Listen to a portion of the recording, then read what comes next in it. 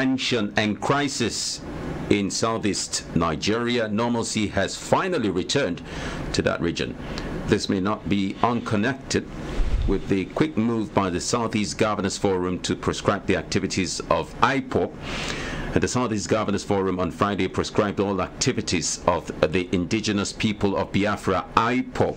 This came as a double blow to the group, as the Nigerian army had same day branded it a terrorist organization. The governor said that the ban would be totally enforced in the respective states.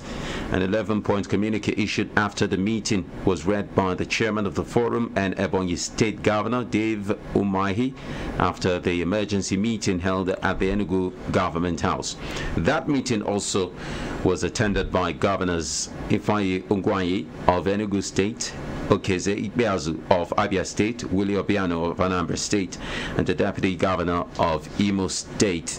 The Deputy President of the Senate, Chief Ike Koramadu, Ohaneze President Inia Uwodo, were also in attendance. The governors also called on the Nigerian army to withdraw all troops from the southeast deployed for the Operation Python Dance 2, and the governors who reaffirmed their desire for the restructuring of the country called on all other aggrieved groups to articulate their positions on all national issues and submit to all national issues and submit to the Committee of Governors, Ohaneze Indibo, and the National Assembly members from the Southeast Zone.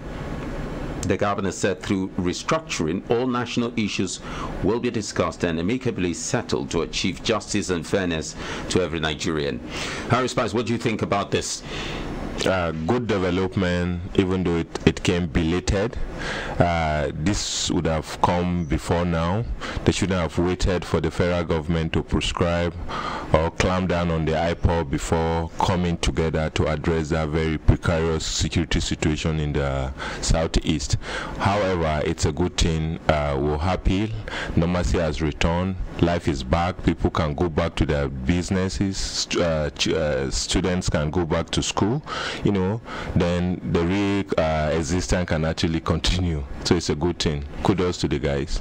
Majid, could this be a wake-up call to other governors across Nigeria? I mean, is this not a very good move by a governor or a set of governors coming together and saying we are still for Nigeria? Should we praise this kind of move? It's quite commendable. What the governors essentially did is to align with the federal government in actually, should I say, excommunicating the separatist group, IPOB. Of course, you are aware that the federal government has described and designated IPOB as a terrorist group. And now the governors have also prescribed activities in line with that declaration. So it means that there's an alignment between the political leadership of the Southeast and the federal government, which is very good for the cohesiveness of our country. Yeah, so that's quite commendable and it's a good development. And Wealth, let's hear from you. Let's take a look at the activities in the northern part of Nigeria. There were tensions in Jos, the Plateau State capital, at some point, and that led to the governor, trying to secure the situation as quickly as possible. Now the curfew has been reduced. It was from dusk to dawn, and now it is from dusk to, I think, sometime, yeah, not too deep into the afternoon. Into the day, I beg your pardon. But are we seeing a new Nigeria where in Kano State, for instance, we didn't hear anything like a curfew and there's still peace in Kano? I think governors, as it were, are beginning to wake up to their responsibility. Prior to this time, the title of Chief Security Officers of State was more or a mere appellation, a title they just bear. But from the reactions of these governors within the past week, you've seen that there is a deliberate, I always use the word deliberate, move by these governors across different regions to ensure that peace, because we are at a crossroad, and if these governors will not really take this bold move, before they will know, we'll all become casualties of few elements, because even the issue of the IPOB, not all the Southeasterners are really in support. So the actions of these governors in the last 2 weeks has demonstrated leadership, and I think apart from the governors, the lawmakers and all people in leadership should follow a cue when it comes to issues of leadership. They must take the lead and ensure that peace across board is restored in Nigeria. Yeah, something remarkable happened in Kano. You know, the Hausa youths there came out en masse, dressed in Igbo attires, you know, in solidarity march, talking to traders, people that they are with the Igbos. Now, what is happening in the East, it's not a clash between the Hausas or the Igbos. You know, when you see how they were dressed, like, wow, this is Nigeria. We've actually come of age. It's no more time for hate. We are united and nobody can separate us. Talking about this agitation, I think this is a good development for us, because instead of talking about separatist movement, we should now begin to agitate for good roads, for good governance. You know, let's come en masse. Imagine the whole of South is marching to the to their government houses, asking questions. What have you done with the allocation that came from the federal? What have you done with this? What have you done with this? I believe you me, this country will change overnight, meaning citizens are now beginning to ask questions about resources, about allocation. That is the best form of agitation for me. And clearly, citizens are clearly, you know, beginning to understand some of the realities on ground. If this is happening in Kano, then it is absolutely commendable, and this is something we should really praise, as a matter of fact. Now, moving away from that, you talked about good roads. The topic of the day is actually not the IPOP situation, but the issue of roads across the FCT and environs. This has become a very serious situation in our country today. The center of government should be a representing factor as to the wealth of a nation. Anybody coming into Abuja, for instance, should know or seek to understand that Nigeria is you know, developed. You know, this is the window of our success. Anywhere else, anybody that comes to Abuja should think of Abuja as a beautiful city with good road networks and all of that. There's this man that was coming to Abuja he's been coming to Abuja for over 5 years now for one of these education stuff. And, you know, he raised an alarm some weeks back, and he says, what is going on? For the past 5 years, these roads have been the same, and they're even getting worse. What is going on? You know, I was in the car with him, and I felt really, really embarrassed. But then the thing is, he was expecting that, you know, things should have changed by now, considering the fact that we're in democracy, and being in a democratic setting, so many things can be questioned and all of that. But we're not seeing that. The roads are getting worse in Abuja. If you go to Lugbe, if you go to areas like the Papi area, Galadimawa, and so many of them, I'm sure when we open the phone lines, you'll hear so many stories. What is the situation on ground? What is going on, Majid? We've seen a slowdown in government spending, actually, in terms of infrastructure and public works, and this might be attributed to the paucity of funds now available to government for these purposes. Because you will agree with me that Abuja was once rated as one of the fastest growing cities in Africa and probably even the world, because of the rapid expansion of road infrastructure and other basic amenities within the Federal Capital Territory.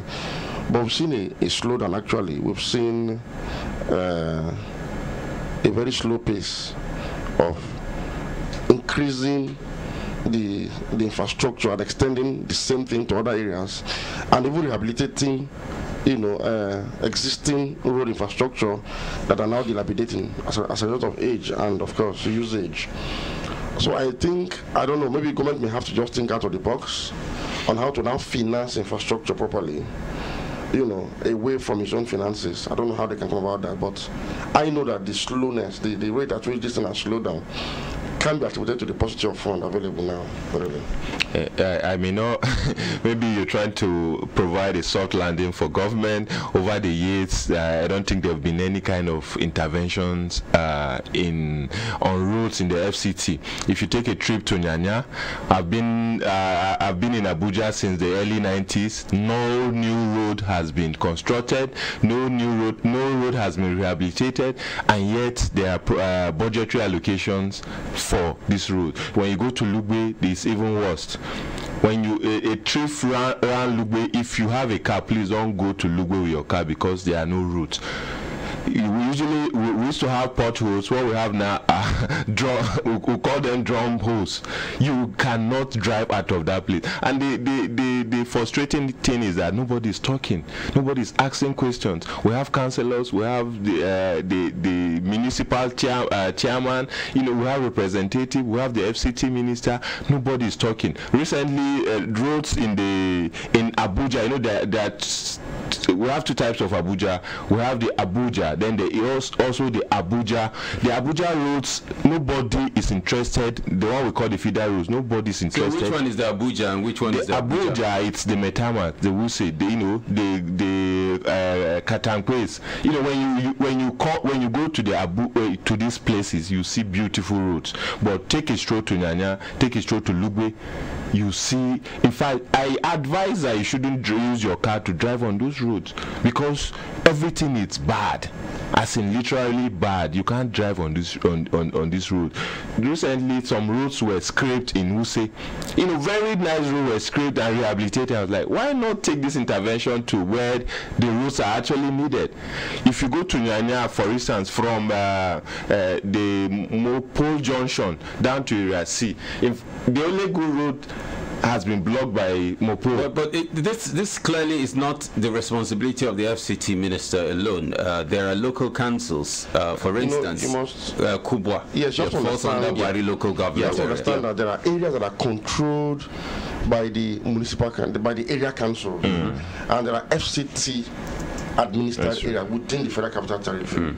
Like places like Lugbe, Kubwa, and Nyanyakaru.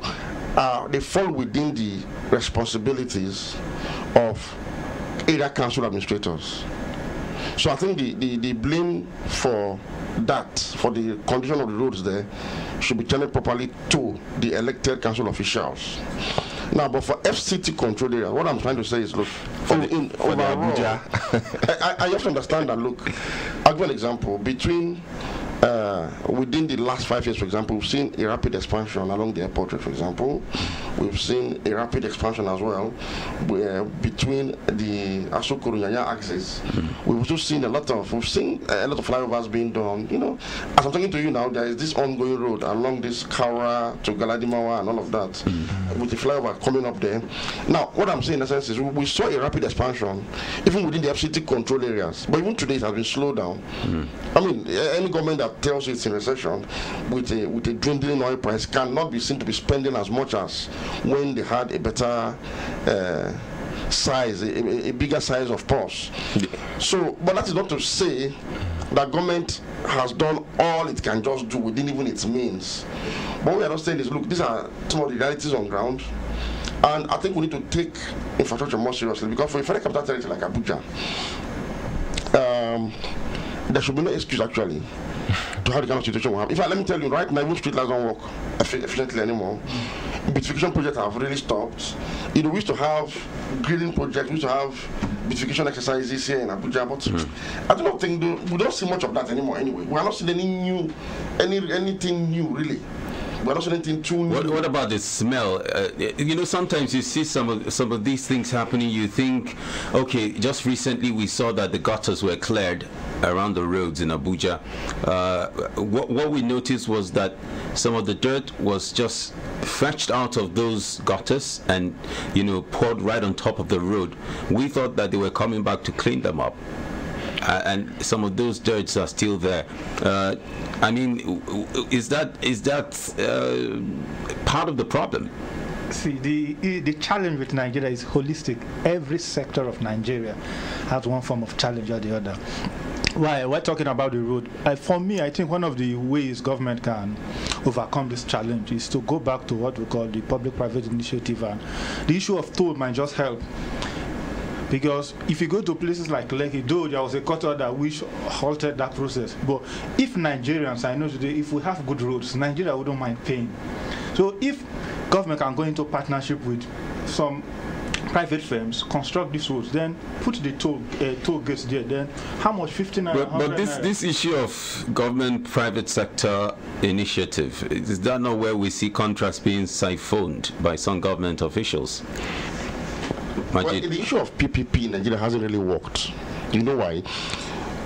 In the thinking of government, when they say they provide an enabling environment for the private sector to thrive, it's just a pronouncement.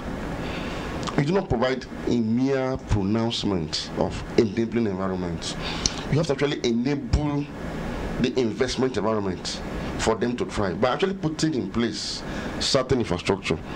I do not think, and I do not believe that government should contract to concession basic road infrastructure to private sector and Nigerians being told for it. I do not think so. Because road in itself is supposed to be a responsibility that government will actually take upon itself to boost other forms of economic activities. If you begin to tax over road, basic road, chances are that businesses will not even come up because of the stifling tax regime. Pay for road, pay for water, pay for electricity. These are not good incentives at all for businesses to thrive. So I do not even think we should begin to consider that option. What I can tell you, sir, is this. Government needs to actually review its procurement processes. Nigerian government spends far too much for far too less of public work due to a very corrupt and wasteful procurement process. We need to streamline our procurement process. Government has to introduce efficiency in how it does business, how its contracting processes. There's a deliberate attempt by those in charge to overprice government businesses for the purpose of kickback, yes, and corrupt the version of the excess, and that is taking a toll on the inability. Of course, that is responsible for the inability of government to actually meet up with its responsibilities. Harris Spice. Yeah, whether work it's in the hands of private partners or government, I think it's still the same Nigerians that handle this. Until we change our mindset, we restructure our minds, our attitude towards doing the right things will not be out of the wood. For instance, we pay tenement rates to the local administrators. We pay tenement rate. What happens to this money? Before you process a paper for your land, you have to pay certain amount. I'm sure those monies are meant for, the infrastructural development. You begin to wonder, where does this money go to? You come, you construct road for yourself. Like where I live, we literally, develop that place. There's never been government intervention, but every year they come, that pay tenement rate. AMA comes, pay tenement rate. NEPA comes, pay your bill. Recently some guys from AMA came that we should begin to pay for boreholes that we dug with our own money.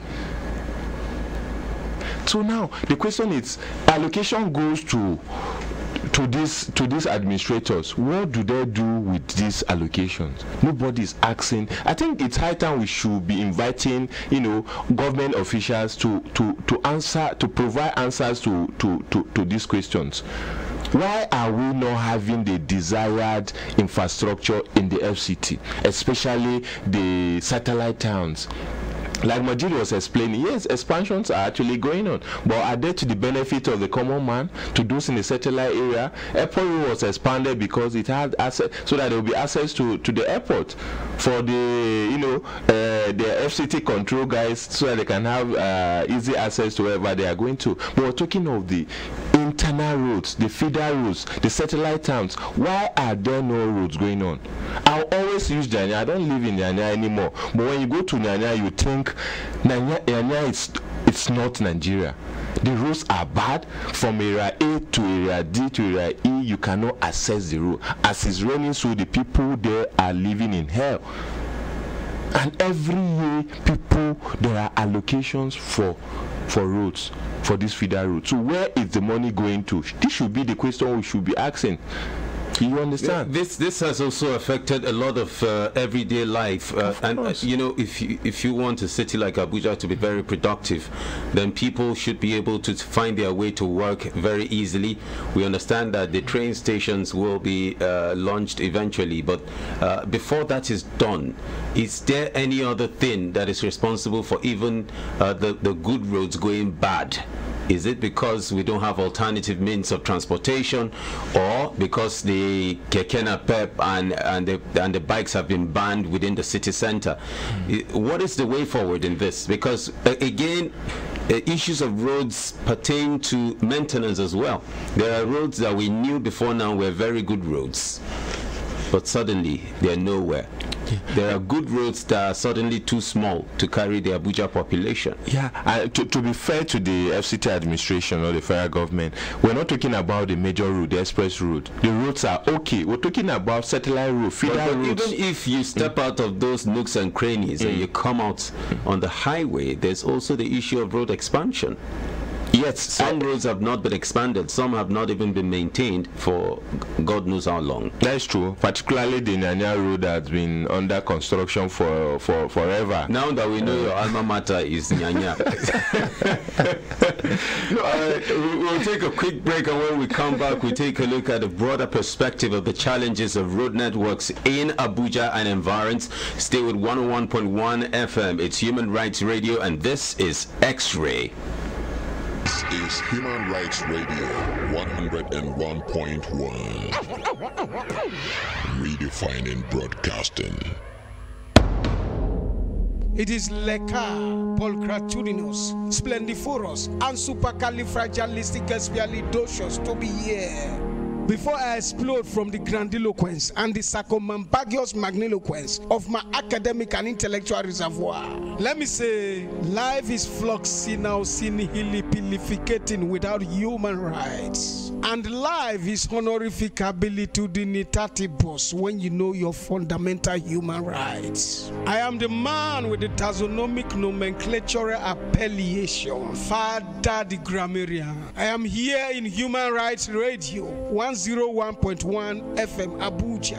My people, what did I try talk be say? It could make we know our human rights and make we respect them. Now me be Father the Grammarian at the Human Rights Radio 101.1 FM Abuja. No change the dialogue.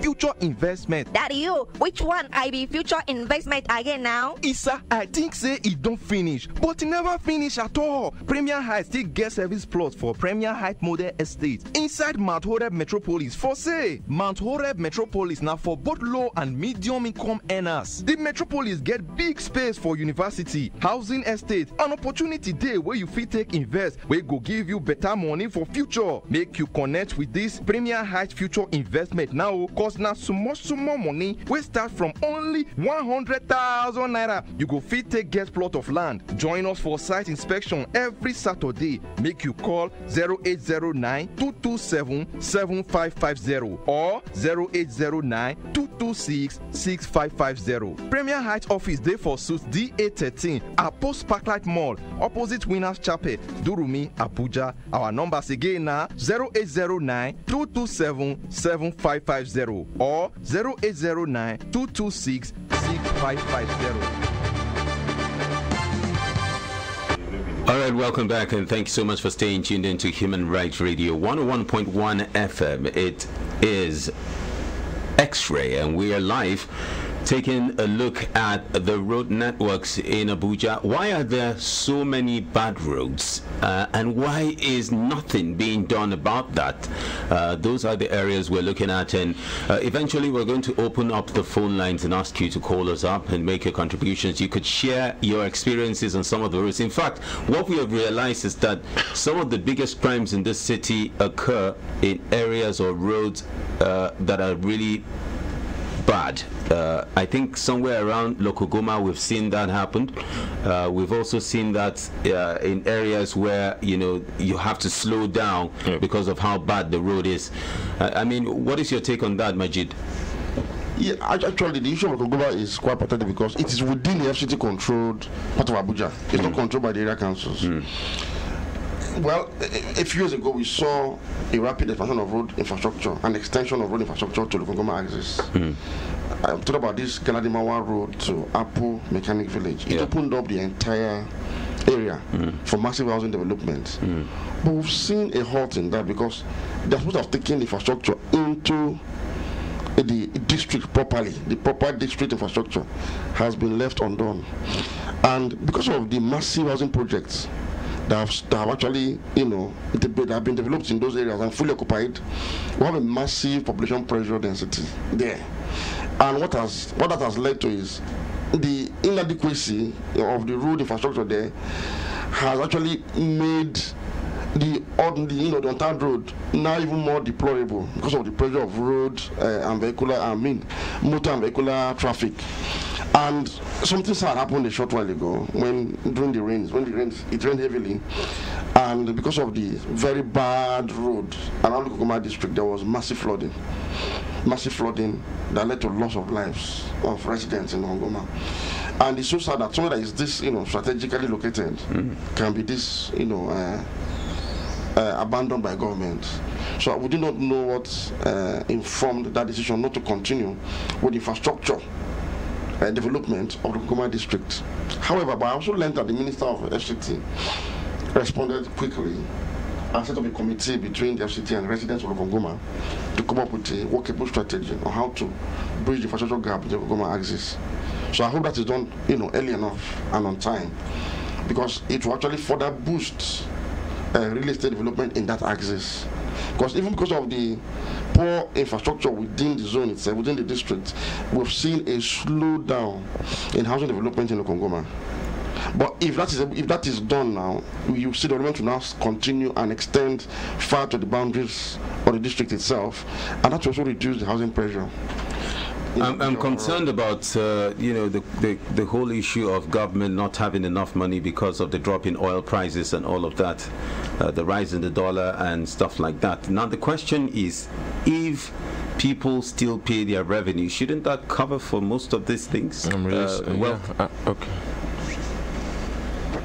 The challenge we have, as I always say, is issue of prioritization of needs in Nigeria. Because yes, let's agree that revenues have dropped, but the appetite of our leaders have not dropped. So at such a time, when you say appetite, what do you mean? Their personal, their luxuries, what the money they allocate themselves for one thing or the other, they tell you these allowances, the convoys are not the allowances, the sitting allowance, the traveling allowance, the ESTA code. Some people are on a UN assignment this week. Of course, that is ESTA code, big time for some people. At such a time, I think we need to reprioritize. What do we need at this time? There is no more money, so we should for this period. Let's go more into leadership. Should be all about sacrifice. We saw that displayed in Kenya at some time when President Uhuru Kenyatta said, "Look, I'm coming into office and for this," because it has been a running battle. Yes, in Nigeria, the federal government at the time, but it was just the issue of the salaries, not allowance. So we can't be complaining that there is no revenues, there is no enough. In as much as people are still paying tax, I think there should be no excuse. And let me tell you, roads and basic infrastructure should be the concern of government. Yes, it's within the Nigerian constitution, but it comes with a clause that these basic amenities, these issues are not justiciable. That's why the conversation should start, that if you give, these are rights within the Nigerian constitution, but you see that there is a clause that you cannot go to the court to enforce these basic rights. So in this new conversation, this is where citizens' action and citizen engagement. Majid said something that after the flood and after they had a casualty in Lokogoma, when these people protested to the Federal Ministry of Works and the FCT, there is a renewed action by government to meet with these people and say, okay, within this time frame, we are going to build roads. So if citizens across Nigeria, although now we are talking about FCT, across these different areas, you go to Gwagwalada, the Gwagwalada residents march to the council chairman, this road we want it done. It's about accountability. I tell you, within some period of time, there will be a drastic change. I think issues have remained like this unchanged because of the docility of the masses. The day the masses realize that they have the power, I think leadership will be redefined in Nigeria. I absolutely agree with you, because when we talk about government, we make it look very ambiguous. Government. We're talking government, it's around us. Our councillor is the government, the local government chairperson is our government, our representatives are our government. Until we begin to ask them questions, we cannot get anywhere. Then also the citizen who must play a role in ensuring that, you know, our roads are put in shape. You know, we don't clean up our drainages, our gutters are left like that. We even, when it rains, we bring out things, you know, dirt to pour in these drainages, and what happened? They block the passage for water. Instead of using the water passing through the gutters, now we have water on the road, thereby digging up the roads and leaving them very bad. So as citizens, as people, we must also do the needful. We're building shops on waterways. It cannot continue. I'll still use Lugbe Nyanya. The minister needs to visit these areas and see the havoc caused by rains. Now, is it that some of our leaders do not get to see these things, or they simply cannot help it? Well, for me, Peter, it goes back to what I've always advocated for. To actually achieve good governance, we need to sanitize our politics, our political process, the process by which leaders emerge in the first place.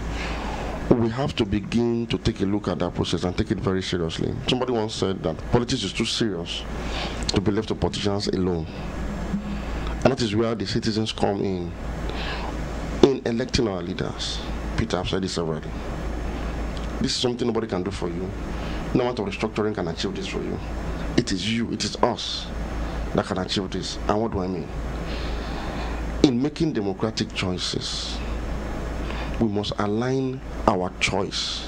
That democratic choice we're about to make should be aligned to pragmatic issues that has to do with the economy, that has to do with you, your private business, your interests, infrastructure need. Align it to a democratic choice. Do not align your democratic choice to archaic issues like ethnicism and religious sentiments. So that when somebody is elected based on the fact that, look, we have a solid contract, a social contract between us that has to do with pragmatic issues, you can effectively hold that person to account. What we've seen in Nigeria is because of the fact that so most of us, majority of Nigerians, still align their democratic choices with their ethno-religious leaning. What we have seen is a subjective form of social engagement between the people and the government, which those in power are actually indulging and are happy about. Once they satisfy their religious and ethnic sentimentality, sensibilities, once they play to it, they play with it, they indulge you. You overlook their shortcoming in this very fundamental responsibility that they've not been able to deliver. So towards 2019 and forward, we must begin to have this realization that when you cannot construct road for a church group or a Muslim group. You cannot construct airport for an ethnic group, but you can construct these things for a people that conglomerate around a geographical entity with the economy of the economy at heart. So it has to be economic. We have to move away from ethnicism and religious sentiments in our politicking. And again, I think we shouldn't wait until there are elections before we question our leaders. Governance is a continuum. We do governance every day. Whether election comes or not, we must ask critical questions. We must hold our leaders accountable. Let's not wait until people represent us. It's not just politicians or elected persons that run the government. You and I also run the government. We have the civil servants who don't need to be elected into governance.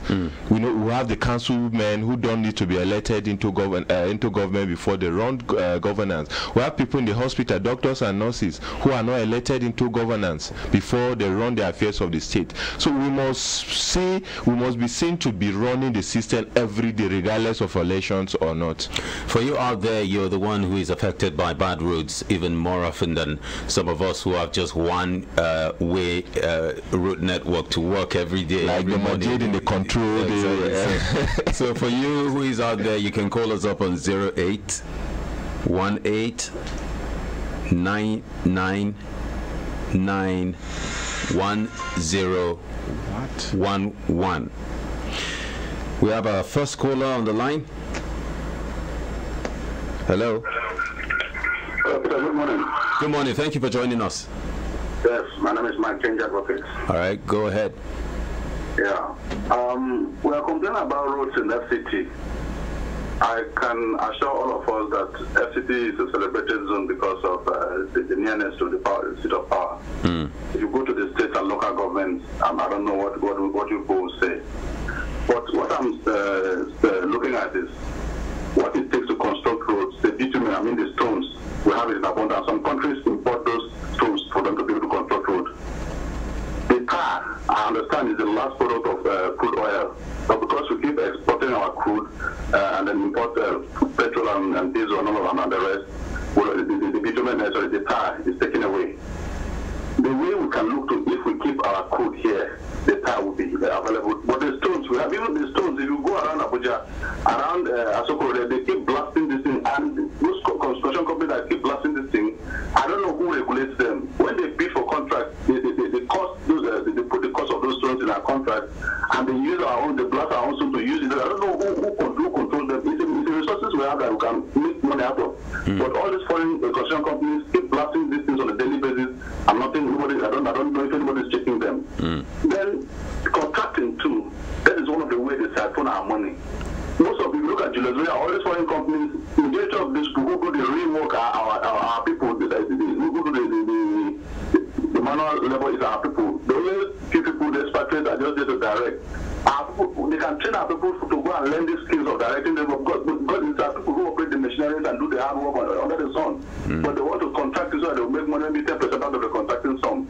That is one of the things that is actually affecting the road construction particularly. And also, when we talk about holding our leaders into account, if we allow anybody who is on seat already, with the masses of have access to them, it is now that the election is coming, we can come together and say, this is what we want. Put it to them, and we have been trying. We also have committed leaders in our politics. It is those who are willing and ready to patronize these public institutions, for instance, like when I talk about health, that's what we're talking about now.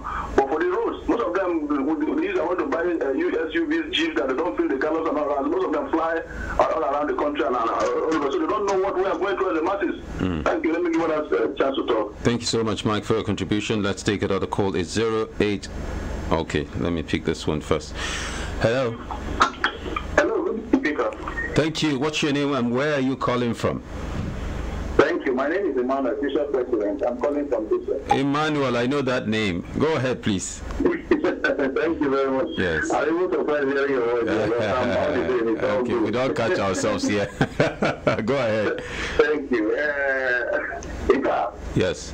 I want to salute your best in the building and at the same time appreciate what they've said so far. Okay. But one prominent problem we are facing in FCT is that when you have an FCT minister that are not from, it's not just this current one, FCT ministers that are not from within Abuja, some who have not even spent most of their life in Abuja, how will they know the major problems FCT is facing? And what a satellite found, you see that we have some level of problems on these roads, and yet nobody cares to visit these roads and put them in good shape. If our ministers are from here and they live here and they happen to live in these satellite towns and some other areas like Nyanya that your guest mentioned, I think they will have some measure of seriousness in them to put these roads in good shape, because it is a place they should pass. But it's not because they are living in irradiated houses and environments like Metama and Asoko and all of them. That's why we have all these problems on our hands. Let us bring in somebody who lives in Abuja, who knows the situation and the conditions of roads in Abuja, and let that person be the head of this FCT. That's just what I suggest. Thank you so much, Emmanuel, future president. When you become president eventually, I hope that we'll have a better road network in Abuja. But let's take a look at the aspect of, contracting the whole work to foreign companies. That also affects how much is spent. So when government is not in that power to pay such an amount, it becomes a big problem. problem. What do you think, Majid? Of course, I mentioned earlier that our procurement process is conceived, is designed and implemented in a way that wastes our very scarce resources. Contracting, the aspect of actually our contracting process as a whole has become one major coded pipe whereby corrupt public officials siphon public money into private hands. Contracts are priced, just like the caller rightly observed. So these materials that are sourced locally are paid for. You know, and overpaid for. But what we've seen over the years is when you contract to a Nigerian company, they end up subcontracting and subcontracting and subcontracting. It's not a matter of Nigerian contractors well, but this is what we've seen over the years. What I think should have been is look for basic roads, like the kind of roads that Harris Spice was talking about in Nyanya, in Lugbe, in Kubwa. Lukongoma district, for example. In Buhari, we should have Bagwalada, everywhere. The Department of Works, Public Works, should be empowered with simple equipment to carry out road infrastructure construction. You have to contract this one.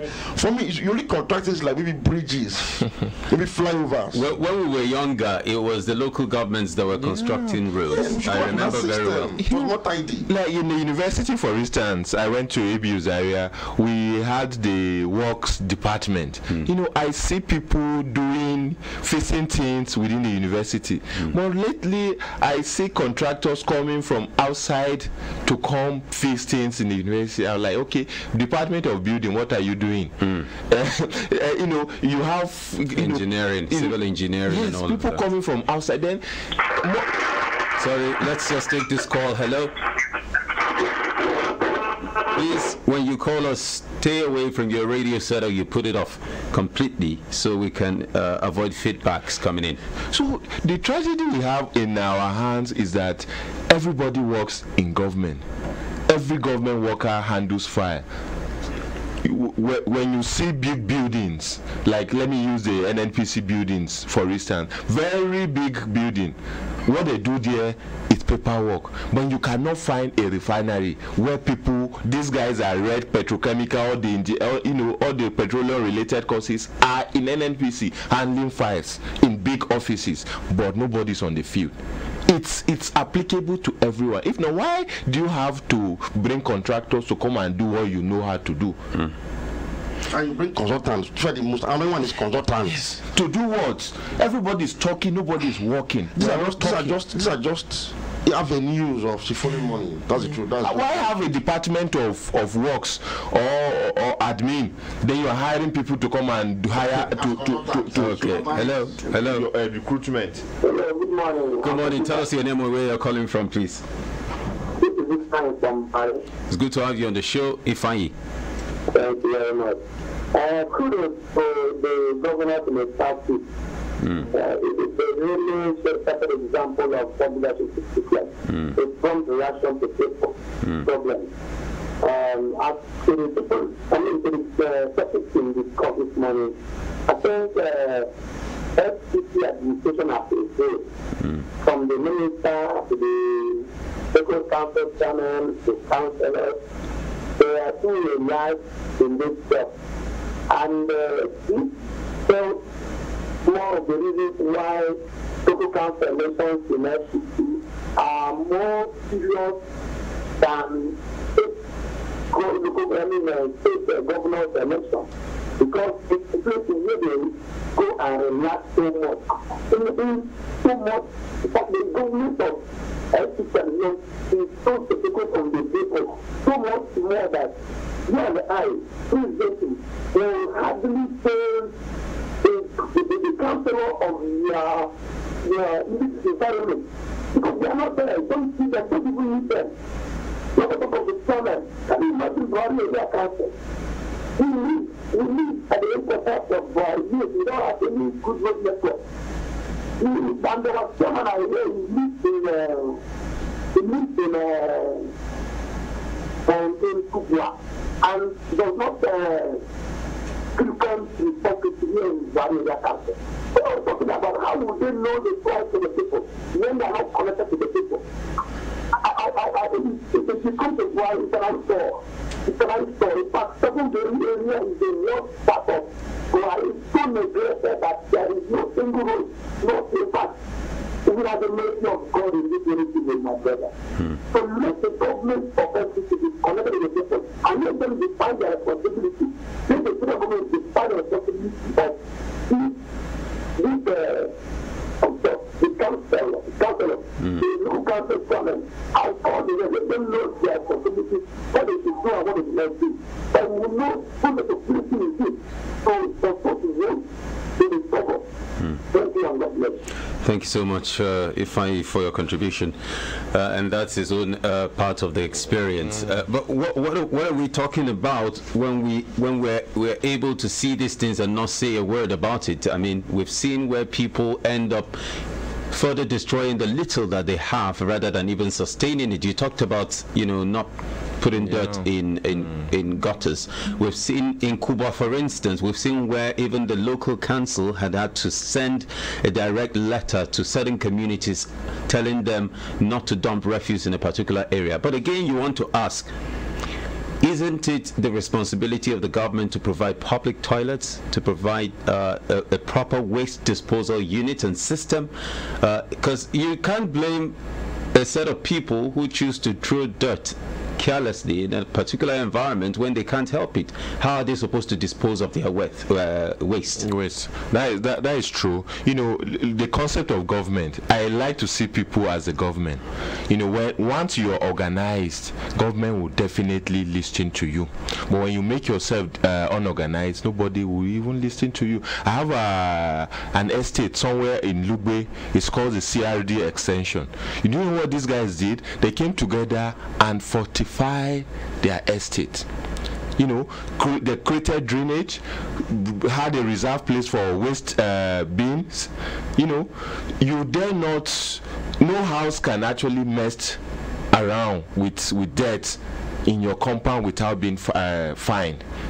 When you enter that place, you think you're in Metama because the people came together and said, okay, this is what we must do. Our environment must be clean. The bushes around must be cut. The security situation, we must form a vigilante group around us. If you enter that community, you think that's not even Lugbe that we're talking about. So now the people must rise up, organize themselves, and begin to ask questions. Okay, so no, I like to precisely what the scenario he just described, the House just described. It's what I've been trying to postulate. If the residents in that particular location is talking about came together based on enthroning somebody of the ethnic group, this won't have been possible. And you can hold the person at the march responsible for this. But the reason for coming together to elect a leadership and to ensure this was because it was better in the first place. We need security, environmental sanitation, orderliness. It was agreed, and that's the mandate upon which the area was organized. And I'm sure somebody must have been emerged as a leader to drive this process. Take this to the larger world. For so long, we do not understand some of these things we're talking about here. People take these things for granted. This is time to begin to say, look, when somebody comes to tell you, I want to be president, I want to be governor because I am your church member or your mosque member or your ethnic group, that is not a guarantee to prosperity. That is not a guarantee to development and growth. Ask him what he has for you economically. Any short of that, please do not make that choice. Well, final comments because we're running out of time. Okay, and a quick one. One of the reasons why we've been complaining about paucity of infrastructure is because we have a procurement act that was signed into law by Yaradua, and since then no government has summoned the courage to implement it. Government should implement it. And finally, good governance, the leaders of this country must realize that good governance is a necessity and not a luxury. Until they wake up to this manifest reality, I think development and economic prosperity will be a far cry. Harry Spice? Yes, as citizens, we must always rise up to ask the right questions. Let's not wait and keep complaining that it's government. We have to make the government accountable. Majid? There is life after government. Those in government today must understand that whatever system they create today, they either become beneficiaries of that system or victims of that system once they leave office. So when they do good, they are doing for themselves and for their own legacy. Thank you very much. And that applies to pensions as well. If you treat pensioners, anything you do, yes, you'll be either a victim or a beneficiary. It's a revolving cycle. Let's not forget that old age will come, and we will go and leave these things someday for our own children to enjoy. But as a matter of fact, we'd like to say thank you so much, Majid, Harris Spice, and Wealth, for being on X-Ray today. It continues tomorrow, Tuesday, down until Saturday, and then we'll roll over to next week again. To have a great time, my name is Peter Kundum. This is Human Rights Radio 101.1. Redefining broadcasting.